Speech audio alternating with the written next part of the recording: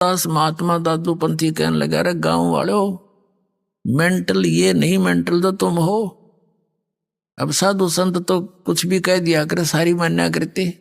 सब चुप हो गए। क्या बात महाराज, कि यो तो भाई भगवान से मिलका रहे हैं।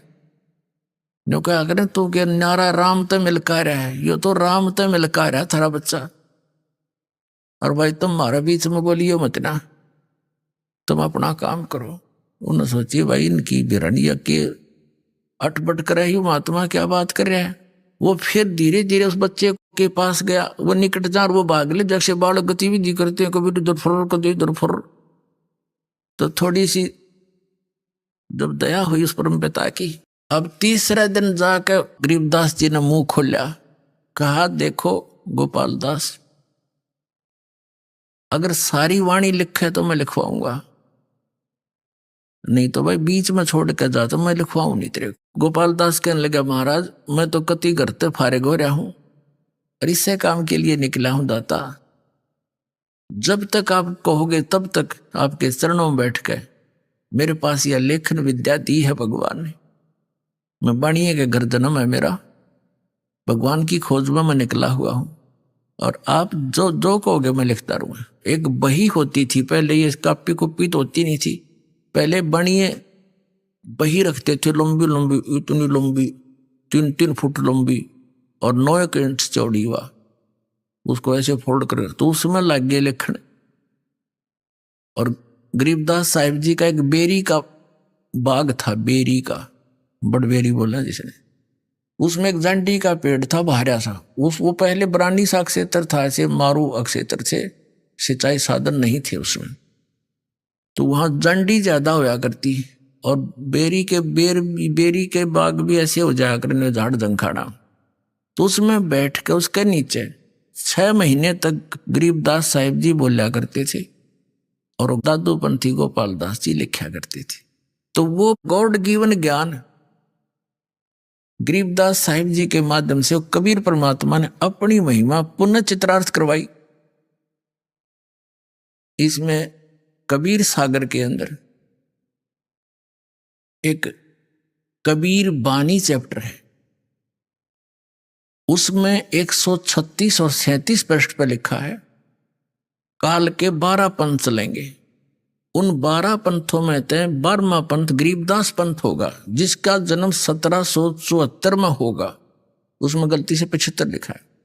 तो वो 12वां जो हंस होगा मेरा, ये क्या है कि जैसे ये 12 कबीर पंथ चले हैं, इनके जो प्रथम भगत थे, जैसे श्री चूड़ामणि जी थे, जिसे मुक्तामणि भी कहते हैं, धर्मदास जी के पुत्र थे, जो कबीर साहिब के आशीर्वाद से हुए थे। उससे लेकर गरीबदास तक साहिब जी तक ये 12 पंथ हैं। प्रथम जो हंस थे वो 1 नंबर के हंस थे, यानी परमात्मा के भेजे हुए अपने स्पेशल हंस थे। और उसके बाद फिर ये 12 और हैं, वो ऐसे ही डुप्लीकेट थे। और 12वां जो थे गरीबदास जी, ये भी परमात्मा के विशेष आत्मा थी। एक तो फर्स्ट को ज्ञान दिया था, फिर इस लास्ट को दिया है। अब इस लास्ट को जो ज्ञान दिया है, इसलिए फीड कर दिया कि काल ने कहा था कि 12 पंथ करूं मैं साजा और नाम तुम्हारा ले करूं आवाजा। और 12 पंथ नाम जो ले ही मेरे मुख में आन समोही। और अनेक पंथ चलाऊं, जैसे राधा स्वामी पंथ, ये धन धन सतगुरु पंथ, जय गुरुदेव पंथ, ये निरंकारी पंथ, ये तो से ये क्या ना बालयोगेश्वर, ये सतपालर, आसाराम जी, और ये सुधांशु जी, और ये तो है सिद्धे रामकृष्ण थे पुजारी, ये तो अंडरस्टूड है। और ये जो दूसरे पंथ काल के, ये राधा स्वामी, धन धन सतगुरु, जय गुरुदेव और बिवाणी वाला, जनोद वाला, ये सारे अनेक पंथों में से काल न चला रखे। सतलोक और सचखंड के नाम लेकर के, और कख पता नहीं उन्होंने उसके बारे में। तो कहने का भाव ये है कि परमात्मा ने कहा था कि धर्मदास बीच में कबीर मेरे वाले मार्ग में, ये काल के पंथ ही घुसेंगे, काल के दूत, और मेरी महिमा मेरे द्वारा बोलेगी कबीर सागर की, और कबीर वाणी को कुछ ये फेरबदल करेंगे अपनी अनजान बुद्धि के अनुसार। तो यथार्थ ज्ञान को ये खत्म कर देंगे।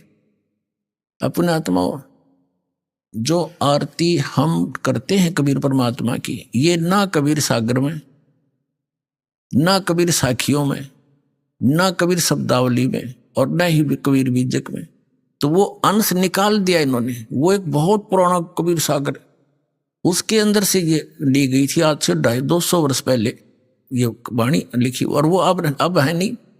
तो इन काल के दूतों ने जहां जहां इनके नहीं समझ में आई उसको कुछ निकाल दिया, कुछ में फेरबदल कर दी, कुछ न्यो की न्यो छोड़ दी, जो इनका समझ में नहीं आई, तो वह भी बची रहेगी परमात्मा की कृपा से। तो उसमें कहा है कि बर में पंथ प्रगट हुआ मेरी वाणी, और शब्द हमारे का निर्णय ठाड़ी। पर में पंथ में मेरी महिमा की वाणी पुनः प्रगट होएगी उस बार में पंथ के प्रवर्तक द्वारा, और अक्षर घर का मरम नहीं पावे 12 पंथ हमी को धावे। क्योंकि ये सभी 12 के 12 पंथ, गरीबदास पंथ तक सभी मेरी ही महिमा करेंगे। कबीर साहब हैं, कबीर सदगुरु हैं, लेकिन सतलोक नहीं जा सकते, क्योंकि इनको यथार्थ ज्ञान नहीं हो सकता। जब तक कलयुग 5500 वर्ष नहीं बीतेगा, तब तक धर्मदास या ऐसी स्थिति रहेगी। जब कलयुग 5500 बीत जाएगा, तब क्या लिखा है कि उस समय डिक्लेयर करेंगे, सारे ज्ञान को ओपन करेंगे और नए सिरे से इसका बिल्कुल सुचारू रूप बनावाएंगे। और बर्म में पंथ में आगे चल के हम ही आवेंगे, मैं ही जाऊंगा, और फिर सब पंथों को खत्म करके एक पंथ चलावेंगे। तो ये दास भेज दिया उस परम पिता ने, उसी गरीब दास वाले पंथ में, बाद में पंथ में।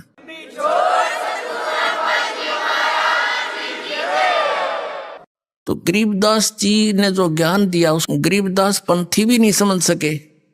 कबीर परमात्मा जी ने जो ज्ञान दिया था कबीर सागर के अंदर, कबीर पंथी नहीं समझ सके। कबीर साहब को सतगुरु बताते हैं, एक संत बताते हैं, और परमात्मा को भिन्न बताते हैं। इन कख दाना परमात्मा को, ते काल के दूत थे सारे, और ये खुद मालिक है।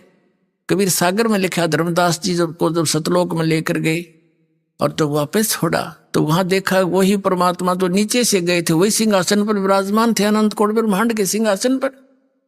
और वहां पर सब बाग बगीचे, और भगवान के सिर पर मुकुट था, ऊपर छतर था, और सब गाते बजाते गए। सब ने गले में सुंदर हीरे मोतियों की माला पहन रखी थी। सब जो वहां भगत पहले मुक्त होकर चले गए या पुराने आदिवासी वहां के हैं, तो वहां रह रहे थे। सारी विस्तार बता रखा। अरे ये अज्ञानी कबीरपंथी ने हो गए, वहां चेतन प्रकाश है, बस उसमें बिंदु टाइप आत्मा घूमती है, और कुछ नौके उसमें जाकर मिल जाती है, बस चेतन प्रकाश में प्रकाश मिल गया, खत्म। तो इन्हें खाक ज्ञान था। तो परमात्मा ने कहा था, बर में पंथ हम ही चले आवे, आगे चल के उसमें नहीं। क्यों 12 पंथ तक कह दिया कि ये तो अस्थिर घर का मर नहीं पावे, और ये 12 पंथ हम ही को जावे। बर में पंथ, फिर आगे जो पंथ चल चुका होगा, जब 5500 वर्ष बीत जाएंगे, तब मैं आऊंगा। तो ये गरीबदास साहिब जी के द्वारा ये अपनी महिमा की वाणी परमात्मा ने फीड की, और वो गरीबदास साहिब जी ने लिपिबद्ध की, और आज वो हमारे पास उपलब्ध है।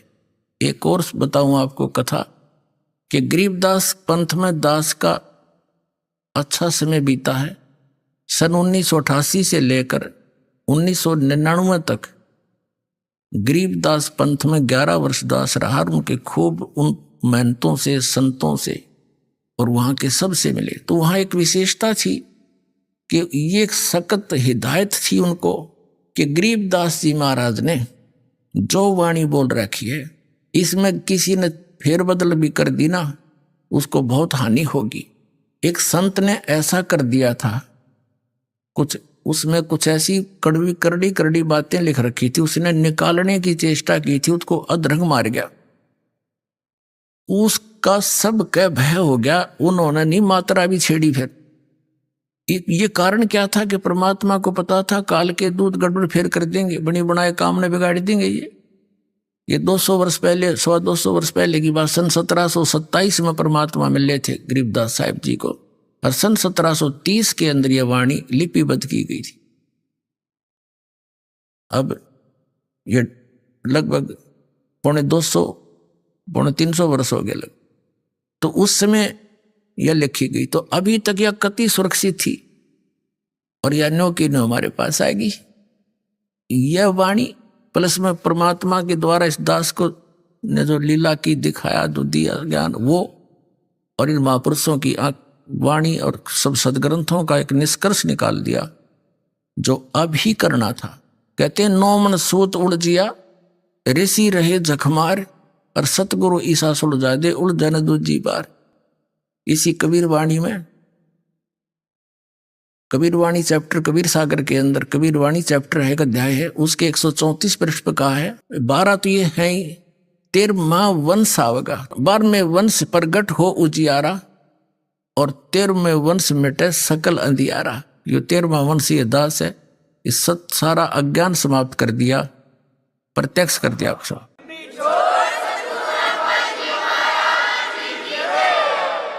अब क्या हुआ कि वो गरीबदास साहिब जी की वाणी ने लिपिबद्ध करवा दी। गरीबदास साहिब जी प्रचार भी करा करते थे, लेकिन ये सतनाम नहीं देते थे किसी को। स्ट्रिक्ट ऑर्डर था, सख्त हिदायत थी परमात्मा की कि धर्मदास मेरी लाख दुहाई, ये सार नाम की दबार ना जाए। सतनाम और सार नाम, ये मूल ज्ञान बार जो पढ़ी, ये बिचली पीढ़ी हंस नहीं तरी। आप उस बिचली पीढ़ी के बच्चे हो, हंस हो, अच्छी आत्मा हो, जो आपके लिए खजाना सुरक्षित रखा था।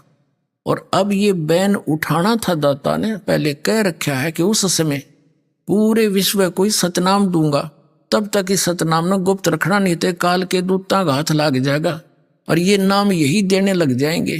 इनके पास वो अधिकार है नहीं, ये नाम देकर भी व्यर्थ कर देंगे जीवन को उन बच्चों का, मेरे आत्माओं का।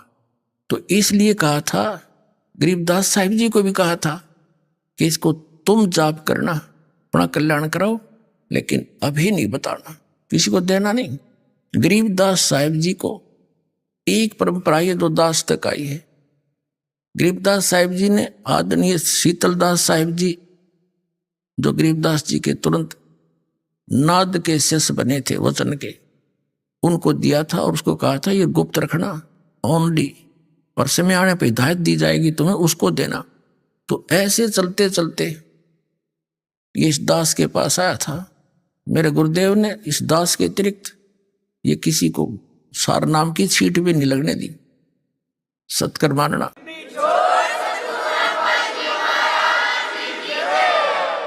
जैसे काल ने चाल चली है, तो परमात्मा ने भी इसकी चाल को ऐसे ही काटा है। सोचल सीधर मैं करूं अपने जन के काज। तो प्रसंग जो दास आपको क्लियर करना चाह रहा था, वो अब प्रारंभ होगा।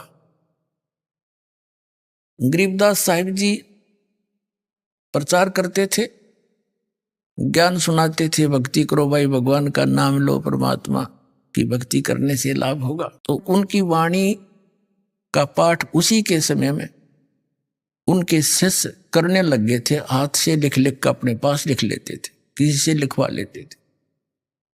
जैसे मंगलाचरण और ब्रह्म वेदी जो आप प्रतिदिन नित्य नियम में करते हो, तो एक गरीबदास साहिब जी का चेला शिष्य पंजाब के अंदर चला गया। लुधियाना के पास एक वासियर गांव है, लुधियाना से थोड़ी दूरी पर है, 8-10 किलोमीटर। उस वासियर गांव के बाहर पहले तो पैदल जाया करते थे, कोई रोड राड थे ही नहीं, ना कोई गाड़ियां थी। पैदल वो चलते फिरते जा रहे थे। रास्ते में रात ने वहां रुक गए। गर्मियों के मौसम था, एक तालाब के किनारे पर रुक गया। तो सुबह नहा धो के उसने सोचा अपना नित्यनेम कर लेता हूं। सुबह सुबह मस्ती में बैठा बैठा अपनी ब्रह्म वेदी पढ़ रहा था। ज्ञान सागर अति उजागर निर्विकार निरंजनम ब्रह्म ज्ञानी महादानी सत्सुकृत दुख बंधनम, ये सारी जोर जोर से लय ला के पढ़ रहा था। तो वहां एक राम राय नाम का एक सिख था, बड़ा उसकी भी ऐसी जमीन थी, 800-900 एकड़ जमीन का वो किसान था, जमींदार था। और वाणी की इन सिख लोगों के अंदर परमात्मा की वाणी की एक न्यारी कसक है, क्योंकि वहां परंपरा से ही वाणी सुनते और पढ़ाते पढ़ते आए। तो ये वाणी सुनकर वो निकट गया उस भगत के, गरीबदास जी के शिष्य के पास जाकर बैठ गया, और वो अपनी वाणी पढ़ता रहा, वो बैठा रहा। जब उसने अपना पूरा नित्यक्रम कर लिया तब उसने कहा कि महाराज, कहा कि हे भगत, ये किसकी वाणी है, ये किस महापुरुष की वाणी है, इसने तो आत्मा खींच ली मेरी। तो उन्होंने बताया कि ये मेरे पूज्य गुरुदेव गरीबदास साहिब जी की वाणी है। उन्होंने पूछा, उस राम राय ने पूछा कि क्या वो संत अभी भी शरीर में है? तो भगत ने बताया कि जी हाँ, अभी शरीर में है, और वहां छुडानी गांव है एक रोहतक के पास। उसने सारा एड्रेस नोट कर लिया, गांव छुडानी, नाम गरीबदास, ऐसे ऐसे उनके पिता का भी नाम नोट कर लिया। और वैसे तो पता है संत साधु एक ही होते हैं, संत गांव में एक आधा वेल नोन होते हैं, फिर भी वो वहां से चला। अब दर्शन करने चाहिए इसे महापुरुष के, जो इतनी अमृतवाणी बोली है जिन्होंने।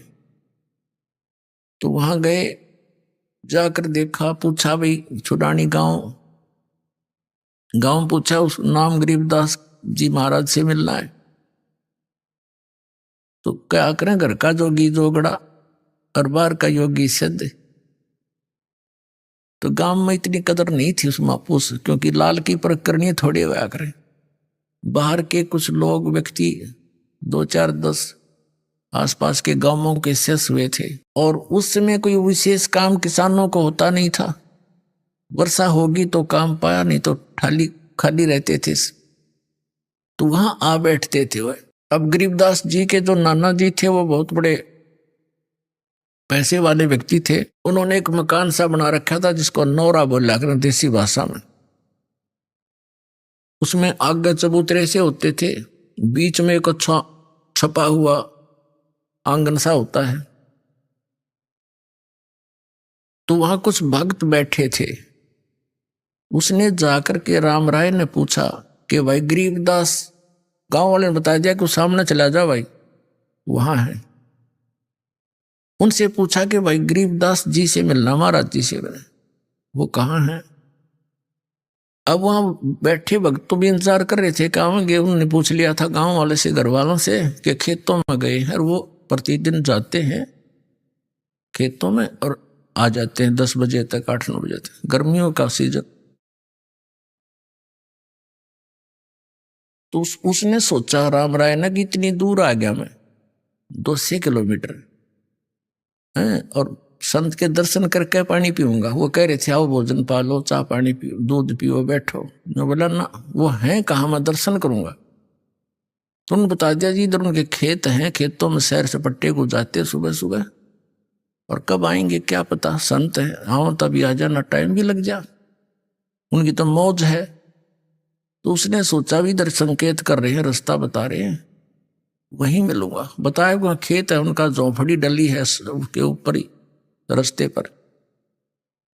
वो चल पड़ा कि वहीं दर्शन करूंगा महात्मा के, इसी महापुरुष के दर्शन। कहते हैं साधु दर्शन राम का, मुख पर बसे सुहाग, और दर्श उन्हीं को होते हैं जिनके पूर्ण भाग। कबीर दर्शन राम का, साहिब आवे याद, लेखे में वाई गड़ी, बाकी का समय बर्बाद। तो संत की महिमा से जो परिचित होते हैं वही महापुरुषों की कदर किया करते हैं। वो चल पड़ा। उधर से गरीबदास जी किसान थे, खेतों में सैर सपट्टे को घूमने जाते थे, और पशुओं के लिए चारा काट के और ज्वार वगैरह अपने सिर पर ऐसे रख कर लाते थे, बरोटा कहते हैं हमारी तरफ। वो चारे का बंडल सा ज्वार का सिर पहले आने लग रहे, बरोटा। और वहां की वेशभूषा धोती कुर्ता जो उसमें होती थी, किसान हरियाणा की वेशभूषा, उसमें रहते थे। किसान थे, बाल बच्चेदार थे। तो उस राम राय ने सोचा इस किसान से पूछ लूं महाराज जी के बारे में। उसने कहा भाई डटिए, रुकना। गरीबदास जी खड़े हो गए कि मैंने महाराज जी से मिलना, गरीबदास जी से।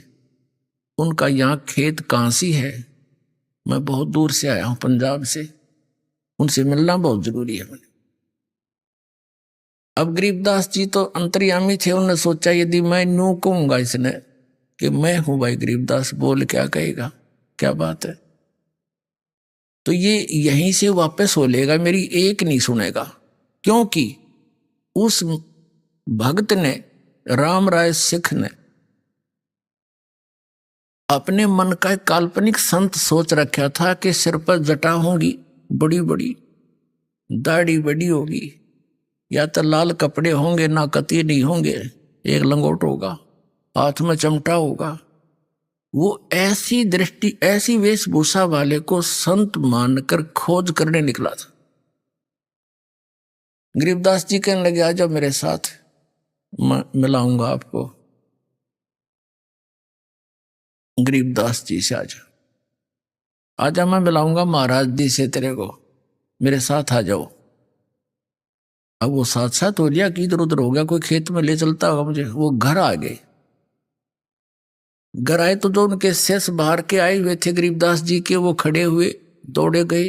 गरीबदास जी ने जो सिर पे रखा हुआ था पशुओं का चारा, ज्वार का बरोटा, वो किसी ने वो उठाया पकड़ा, किसी ने दंडवत प्रणाम किए। अब वो सरदार जी खड़ा खड़ा देखा कि यूं के चक्कर भाई किसान थे ये लोग, व्यक्ति दंडवत प्रणाम करते हैं। उन्होंने सोचा ये किसान होगा, जमीन अच्छी होगी, ये मजदूर होंगे इसके, इसलिए इसकी सरता कर रहे हैं। उनसे पूछा भाई ये कौन है, उन्होंने कहा ये तो है गरीबदास जी। वो उनके चेले चाले थे, फिर वो चले गए। अब गरीबदास जी वहां पे गए, भगत को कैसे सेट करना है, सोचल सिद्धर मैं करूं अपने जन के काज। गरीबदास जी ने कहा कि भाई नो करो। 3-4 भगत थे, किसी को कह दिया बैलों को पानी पिला लो, किसी को कह दिया ऊपर ले दूसरे स्थान पर, दूसरे घेर में पशुओं का चारा भेदो भाई तुम। एक से कहा पानी नहाऊंगा भाई, मेरी बाल्टी रख दे पानी की लाकर पाटड़े के पास। ऐसे देसी व्यवस्था से नहाते थे गांव में। तो उन्होंने सब अपना काम कर दिया, उनको इधर उधर भेज दिया। वो दोनों रह गए, आदरणीय गरीबदास साहिब जी और जिज्ञासु राम राय दास जी। उसके मन में उथल पुथल होगी कि देख कितना मूर्ख मैं, ना कोई पूरा जानकारी ली है, ये तो मेरे जैसा किसान जमींदार ये है। और किताब देख, खुदा पहाड़ निकली चुईया, वह भी मरी हुई। अपनी सोच से वो ऐसा सोच रहा था कि मैं तो गलत आ गया, ये महात्मा है, ये तो किसान आदमी है कि। अब गरीबदास जी जान रहे थे कि भगत का के समस्या आ गई है, उसको सेट भी करनी थी। उनको कहा कि बैठ जाओ भगत जी, सामने 4 पाई पर संकेत कर दिया, वो बैठ गया। बैठे ही और कि अगर भूखा मेरा रोटी तो खाऊंगा, और नहीं तो फिर ये सोच कर बैठ गया, फिर चलेंगे, बात तो बिगड़े गई। अब वो नहा रहे थे, गरीबदास जी स्नान करके, और धोती, पहले एक धोती होती थी, अब भी है गाँव में, जैसे भगत यहाँ बांधते धोती हमारे हरियाणा के, उसको धोती बोलते हैं। और उसी का एक हिस्सा होता है जिसको एज ए बेल्ट बांध लेते हैं, उसी के हिस्से को जुड़े जुड़ाए को ऐसे गोड़ गोड़ करके ऊपर का बांध लेते हैं। उसने अड़बंद बोल रहे, हड़बंद। गरीबदास जी जब नहा लिए, धोती लपेट ली, और वो धोती का शेष हिस्सा एज ए बेल्ट बांधना होता है, उससे कहने लगा ए झुमकरा। अब उसने गांव में भी झुमकरा कहा करते, किसको, उस राम राय को, क्योंकि वो ज्यादा संकी टाइप आदमी था। गांव में भी उसका नाम झुमकरा काट रखा था। और यहां भी वो अविश्वास सा करके उथल पुथल हो रहा था, झूम रहा था उसके दिमाग।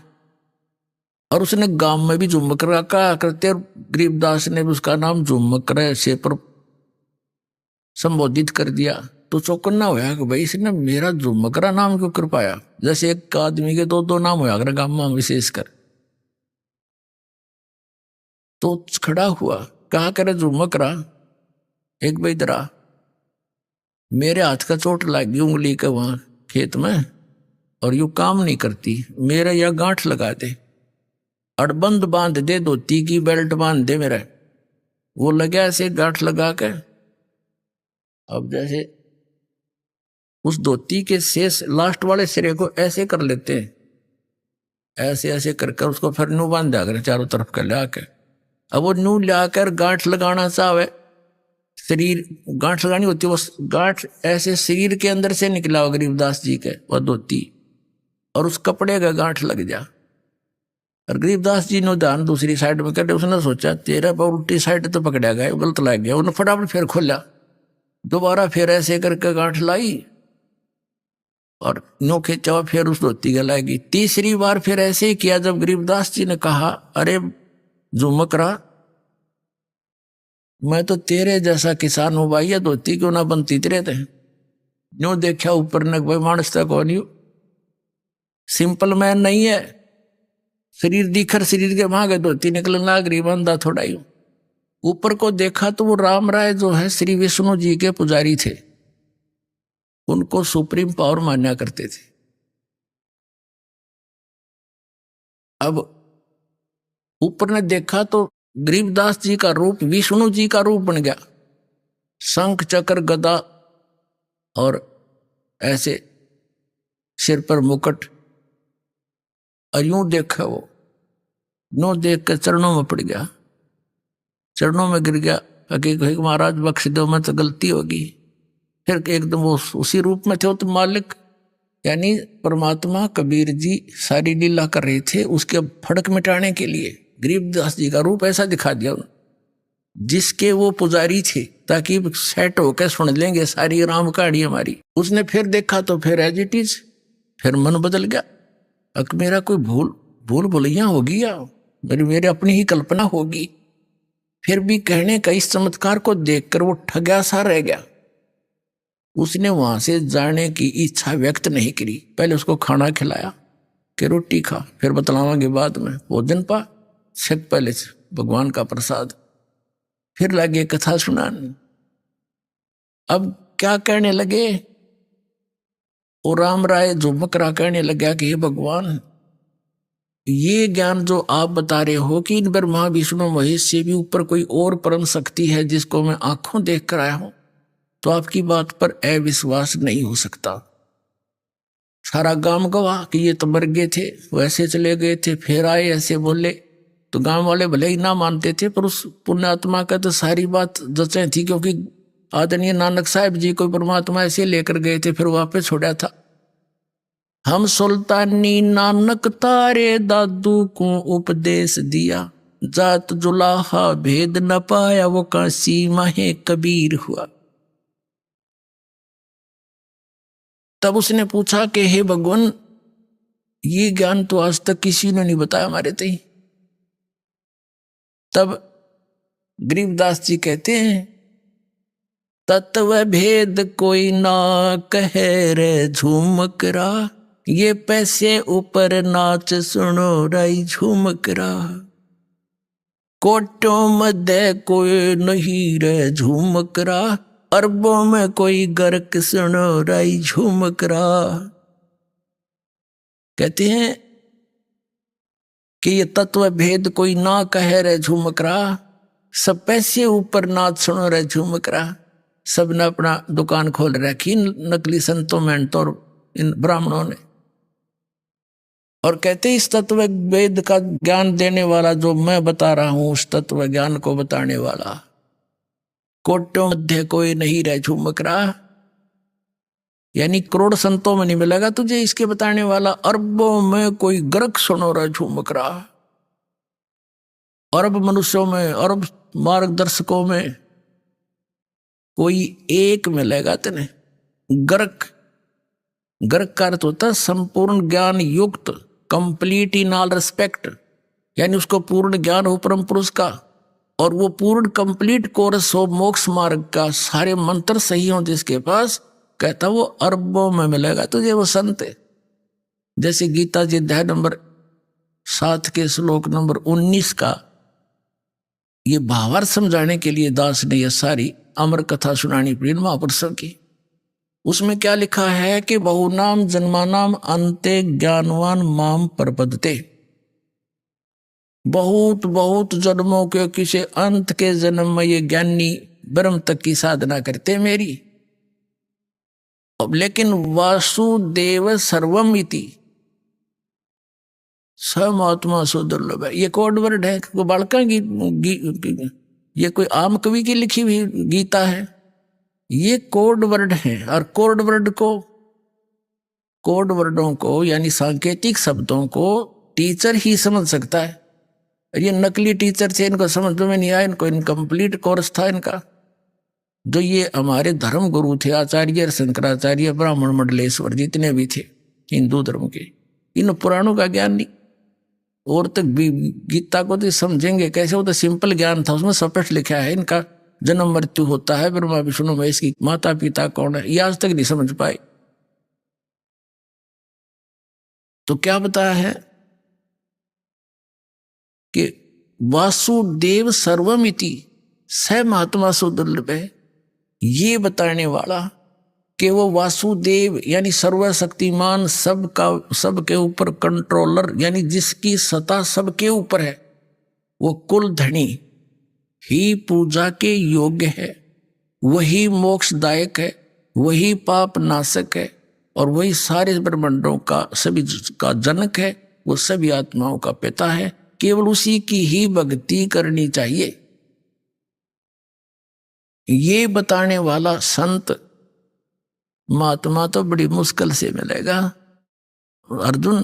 तो यहां गरीबदास जी भी वही कह रहे हैं, कोटों मध्य कोई नहीं रे झुमकरा, अरबों में कोई गर्क सुन रही झुमकरा, तत्व भेद कोई ना कहे रे झुमकरा, ये पैसे ऊपर नाच सुनो रही झुमकरा।